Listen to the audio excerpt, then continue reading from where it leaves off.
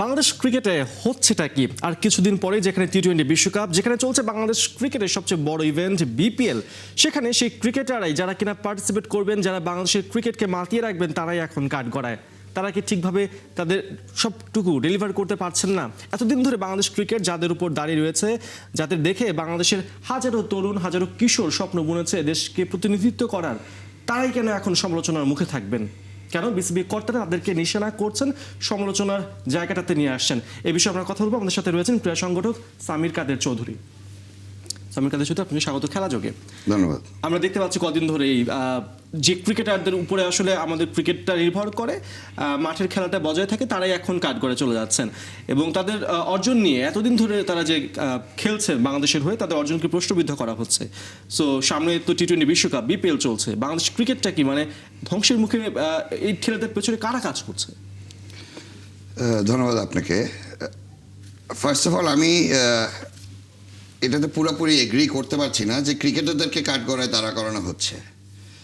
পুরো সিচুয়েশনটা খুবই আনফর্চুনেট। আপনি যদি এই মুহূর্তের অবস্থাটা শুরুর থেকে যদি যান, আপনি এখানে যদি একটু খেয়াল করে দেখবেন, মানে বিষয়টা এই মুহূর্তে একজন বোর্ড ডিরেক্টরের ব্যাপারেই মূল সমস্যা। তো ওনার সমস্যাটা শুরু হয়েছে কোথা থেকে? উনি হয়তো বা একটা স্টেটাস দিয়েছে তামিম ইকবালের নাম নিয়ে। তো আই এম নট সরি, নাম নেয়নি, কিন্তু তামিম ইকবালকে ডিরেক্ট করে একটা স্টেটাস দিয়েছে। রাইট। তো আমার কথা হলো, এই পর্যায়ে জিনিসটা আসছে কেন? So there has to be a question যে তামিম ইকবাল এমন কি বলছে। তামিম ইকবাল বলেছে যে 90% আমাদের আইসিসি থেকে টাকা আসছে। তামিম ইকবাল হয়তো বা জিনিসটা একটু দেরি করে বলেছে। বিষয়টা তো এমন একটা দিন ছিল আইসিসি থেকে আপনার আসলে আমাদের 90-95% টাকা আসতো, এই মুহূর্তে হয়তো বা 50% আসে, but that is also a significant figure. তো তামিম ইকবাল তো বিষয়টা এমন খারাপ কিছু বলেনি যে আইসিসির সাথে কনসিডারেশনে সবসময় উইথ অল ডিউ রেসপেক্ট আলোচনা করা উচিত।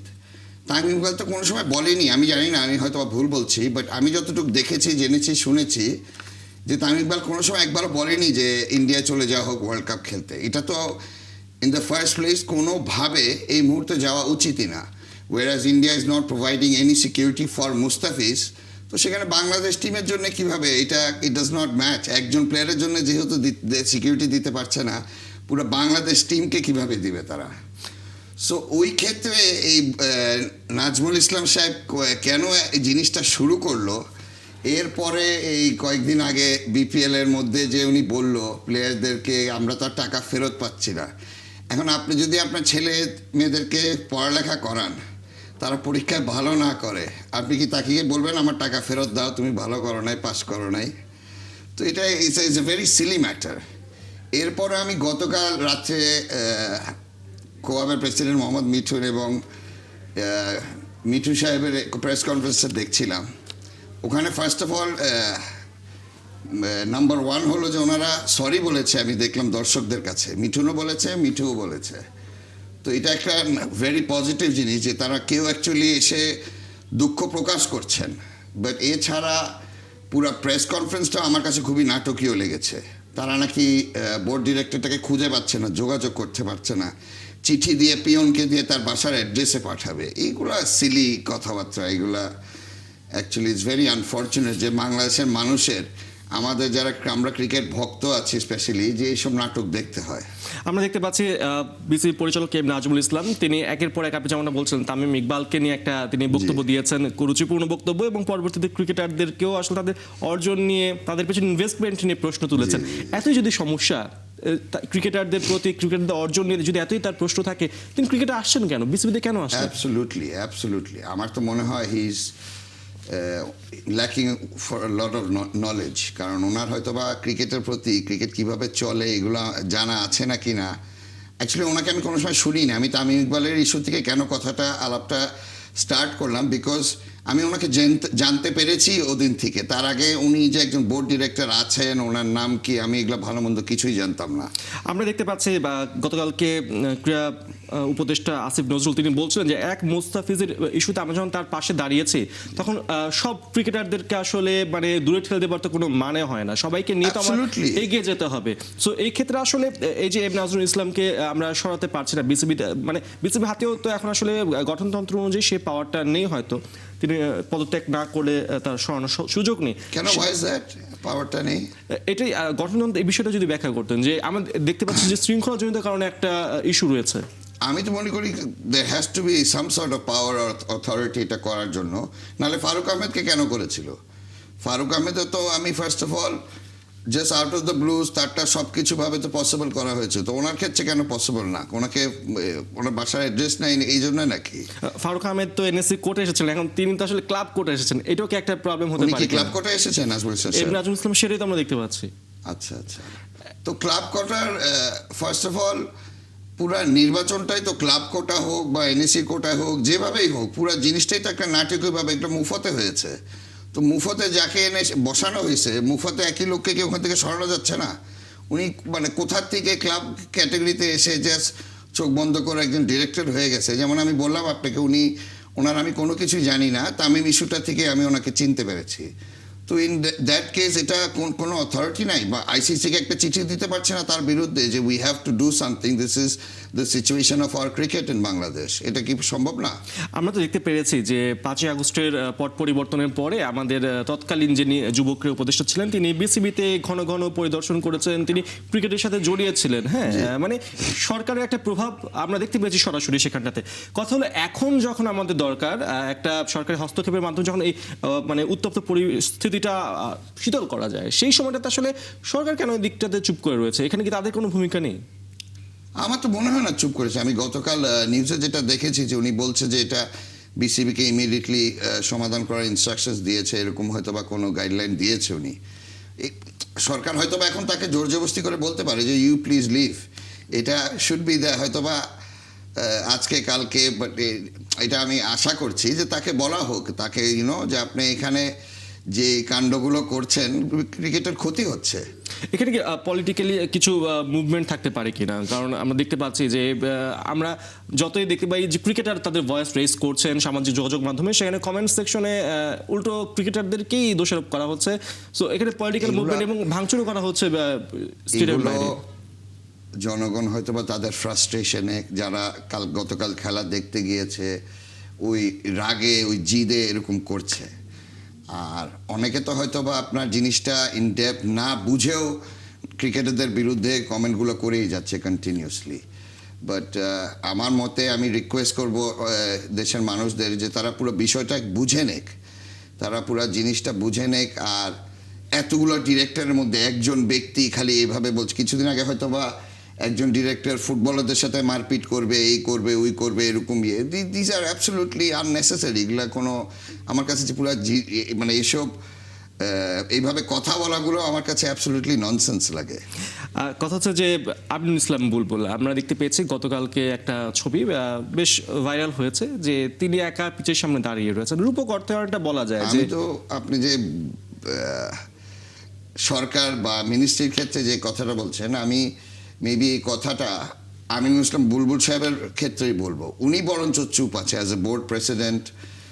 আমি ওভাবে এমন কোনো অ্যাক্টিভিটিস ওনার দেখছি না, but he is not coming out সামনে এসে জিনিসটা সমাধান বা কিছু বলা। আমি এগুলো এখন অ্যাকচুয়ালি আমি জানি না, আমি নিউজে দেখিনি গত 2 দিনে বা 3 দিনে উনি এমন কিছু বলেছেন। প্লেয়াররা তো বলছেন যে তার কাছে রিচ করতে যাচ্ছেন বাট পারছেন না। কবে প্রেসিডেন্ট মোহাম্মদ মিঠুন বলছিলেন যে আমরা রিচ করতে চেয়েছি বাট আমরা আমিনুল ইসলাম বুলবুলের আমি এটাতে সাক্ষাৎ দুঃখ পাইনি। প্রকাশ করি তাদের সাথে, কারণ আমি ওনাকে বেশ কিছু দিন যোগাযোগ করার চেষ্টা করেছি, আনফর্চুনেটলি আমি পারিনি। উনি হয়তো বেশি ব্যস্ত আছে। তার উপর তো অনেক ধরনের প্রত্যাশা ছিল যে তিনি ক্রিকেট নিয়ে তার যে নলেজ রয়েছে সেটাকে ইমপ্লিমেন্ট করবেন বাংলাদেশ ক্রিকেটে, বাট আনফর্চুনেটলি এখন যা হচ্ছে আসলে আমিনুল ইসলাম বুলবুলের নিয়ন্ত্রণে কি আছে বাংলাদেশ ক্রিকেট বোর্ড? ওয়েল, হওয়া তো উচিত, he is the board president.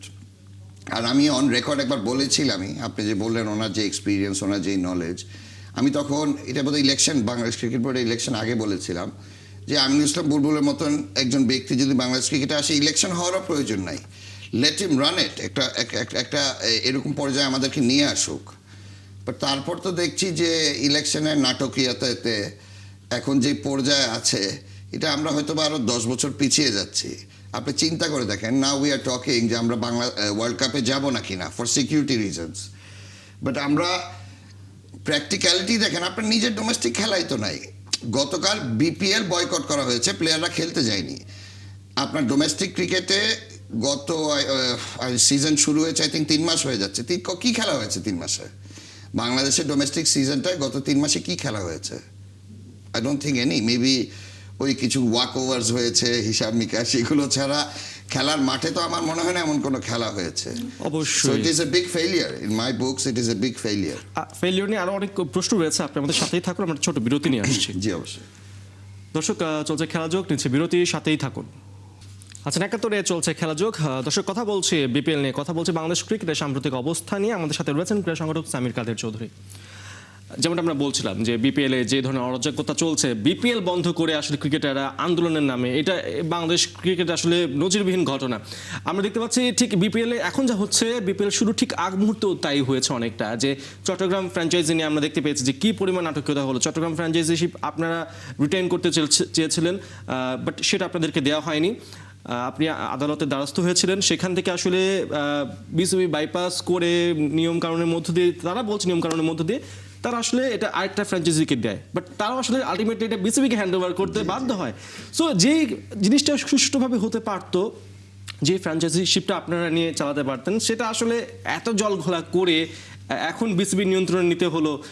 নিজের পায়ে নিজেই কুড়াল মারছে বিসিবি পুরাপুরি। অ্যাকচুয়ালি মিঠু সাহেব যে আছেন, আমার সাথে সবসময় একটা আলাপ, আমি কিছু ফার্স্ট অফ অল আমি আপনাদের এখানে একটু অন রেকর্ড বলতে চাই, ওনার যে একটা রেকর্ডিং বের হয়েছিল, এটা আমার করণীয় না, কিন্তু আমার কাছে ওনার মেবি 4-5 মাসের রেকর্ডিং আছে, ওগুলো আমি আজ পর্যন্ত কোনো সময় কাউকে কোথাও দেইনি। শুনিয়েছি কিন্তু কাউকে কোথায় দেইনি। কিন্তু ওনার সাথে যেটা লিক হয়েছে, সেটা অন্য আরেকজন ভিডিও রেকর্ডিংয়ে রেকর্ড করে জিনিসটা ছেড়েছে। আর হ্যাঁ, আমি মানুষদেরকে পরে ফরওয়ার্ড করেছি অবশ্যই। কারণ হয়েছে এই আমার সাথে মানে চট্টগ্রাম নিয়ে যখন নাটকীয়তা, কোর্টেও গিয়েছে, কোর্টে কিন্তু অ্যাকচুয়ালি কোনো রায় হয়নি। কোর্টে ওনাদের বিসিবির লয়াররা জজ সাহেবকে শেষ বলছে, জজ সাহেব আমরা 2 ঘন্টা পরে ফ্র্যাঞ্চাইজি নিয়োগ দিতে হবে, তো আমাদের এই 2 ঘন্টার মধ্যে কিভাবে কি সমাধান হবে? তো আর উনি তো এবারেরই কোনো নিয়মকানুন মানেনি।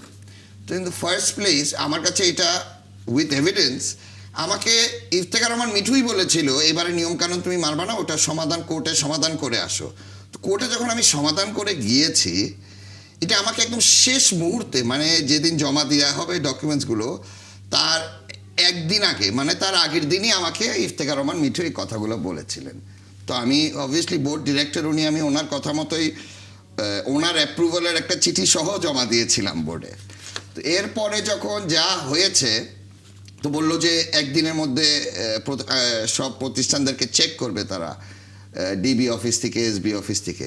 আমারটাতে কিন্তু গিয়েছে, চেকও করেছে, যোগাযোগও করেছে, সব কিছু হয়েছে, একটু লেট করেছে। তো ওনারা যাদেরকে দিয়েছে ওখানে কি কোনো কিছু চেক করেনি? এরপরে ওনাদেরকে বাতিলও করলো। আমি দেখলাম মিডিয়াতে এসে বললো যে ওই ব্যক্তির 10-12 কোটি টাকা নাকি বোর্ডের কাছে আছে। তো আমার প্রশ্ন হলো, যে ব্যক্তির 10-12 কোটি টাকা আপনাদের কাছে আছে, ওই ব্যক্তি আপনার কাছে হ্যাপি বার্থডে কেক 10-12 কোটি টাকা রেখে চলে যাবে ফ্র্যাঞ্চাইজি ছেড়ে? এটা কোনোদিন সম্ভব? তোমার বোর্ডের কাছে নেই কিছু, 10 টাকাও আছে না কিনা আমার সন্দেহ। কিন্তু তারা কোন পর্যায়ে মিথ্যা প্রকাশ করে, মানুষজনকে মানে এক পর্যায়ে বেকুব বানায়। তারা অন রেকর্ড বলছি, তারা মানুষদেরকে যে বেকুব বানায়, গিয়ে বলছে যে বোর্ডের কাছে ওই ব্যক্তির 10-12 কোটি টাকা নাকি দেয়া আছে। সো এসব জিনিস আপনার একদম nothing is ever clear here. আপনি দেখেন না, তারা আকসু নিয়ে কত রকম বলছে, এক্সকিউজ মি, আকসুরা প্লেয়ারদের রুমে ঢুকে যাচ্ছে, রাত গুরবাজের রুমে নাকি ঢুকেছে, এই করেছে, একজন ব্যক্তির ফোন নিয়ে রেখে দিয়েছে 4-5 জন, আই থিঙ্ক ঢাকার সিইও, তারপরে আরও অনেক প্লেয়ারদের আমি যতটুকু শুনেছি নিয়েছে। তো এগুলো নিয়মের মধ্যে যদি থাকে, আমার কথা হলো ঠিক আছে, যদি নিয়মের মধ্যে, এই নিয়মগুলা ক্লিয়ারলি সবাইকে কি বুঝিয়ে দেওয়া হয়েছে? এটা যদি আইসিসির নিয়ম হয়ে থাকে, ইন্টারন্যাশনাল আইসিসির আন্ডারেই নিয়ম কারণেই চলে মোটামুটি সব কিছু। তো এই রুলসগুলো কি সবাইকে দেখানো হয়েছে clearly? I don't think so. যদি দেখানো হয় তাহলে তো কেউ এসে বলতো না এগুলো কেন হচ্ছে। এগুলো যদি নিয়মের মধ্যে থাকে তাহলে কিন্তু কারো প্রশ্ন থাকে না যে এগুলো কেন হচ্ছে। সো এগুলো এখন তা ওনারা কিভাবে করে। আর আপনি যদি এর খেলার পর্যায়ে যেতে বলেন, তারা করাপশন নিয়ে খুব স্ট্রিক্ট হয়ে আছে। এইসব করাপশন নিয়ে বছরের পর বছর স্ট্রিক্টনেস দেখেছি, বাস্তবায়ন কয়টা হয়েছে ওটা হলো মোর ইম্পর্টেন্ট। আমরা তো দেখতে পেয়েছি এর আগে যিনি বিসিবির সাবেক সভাপতি ফারুক আহমেদ, তাকে তো এরকম করাপশনের একটা অভিযোগের ধোঁয়া তুলে তাকে প্রথমে বের করে দেওয়া হলো, আবার তাকে আনা হলো, এখন আমিনুল ইসলাম বুলবুল বোর্ড চালাচ্ছেন।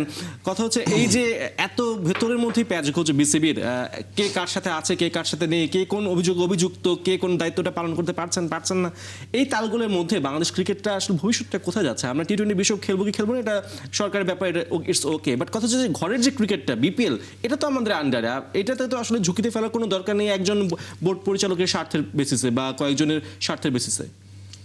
আপনার বিপিএলে আপনি যদি খেলার কোয়ালিটি বলেন, এক্সকিউজ মি, এবার I think it is below the standard. আপনার খেলাতে রানস খুবই কম হয়েছে। ওনারা প্রথম খেলাতেই বোধহয় 180-90 রান দেখে খুব খুশি, প্রত্যেক খেলায় এরকম হবে। পরের খেলাতেই বোধহয় 120-30 রান হয়েছে বোধহয়, আর অ্যাভারেজ বোধহয় পুরো বিপিএল এরকম 130-40 রানই যাচ্ছে। It is not ideal. BPL very importantly should have been a practice camp for the World Cup players.